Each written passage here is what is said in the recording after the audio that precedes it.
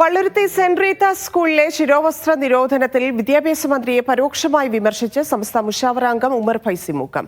സ്കൂളിന്റെ നടപടി ഭരണഘടനാ വിരുദ്ധമാണെന്നും ഒച്ചപ്പാടുകൾ ഉണ്ടാക്കുകയെന്നല്ലാതെ നടപടി ഉണ്ടാകുന്നില്ലെന്നും ഉമർ ഫൈസി മുക്കം പറഞ്ഞു.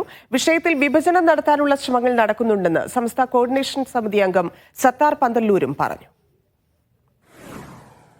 ചട്ടത്തിന്റെ വിഷയത്തിൽ ഇവിടെ ശിവൻകുട്ടി മന്ത്രി പറഞ്ഞത് നല്ല ഗൗരവമായ പറച്ചിൽ തന്നെയാണ്. തട്ടമിട്ട ടീച്ചറാണ്, തട്ടമിട്ട കുട്ടിയെ പുറത്താക്കി എന്നുള്ളതാണ്.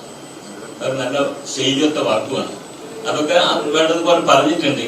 നടപടി ഉണ്ടായിട്ടില്ല എന്ന് പറയാനായിട്ടില്ല, നടപടി എടുക്കുന്നതാണ് നമ്മൾ കേൾക്കുന്നത്.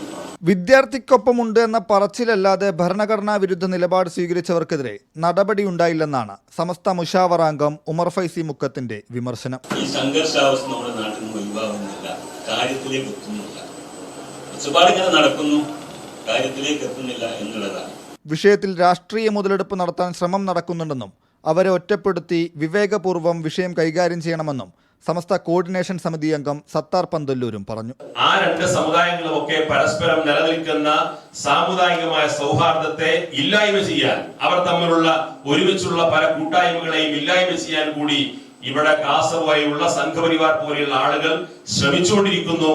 അത്തരം ചില അജണ്ടകൾ കൂടി ഈ പുതിയ വിവാദത്തിൽ ഉണ്ട് എന്ന് നമ്മൾ തിരിച്ചറിയണം. സമസ്ത പോഷക സംഘടനയായ സമസ്ത എംപ്ലോയീസ് അസോസിയേഷൻ സംഘടിപ്പിച്ച ടേബിൾ ടോക്ക് പരിപാടിയിലാണ് സമസ്ത നേതാക്കളുടെ പ്രതികരണം.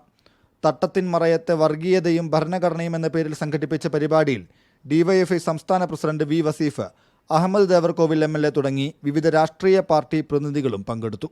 മീഡിയ 1 കോഴിക്കോട്.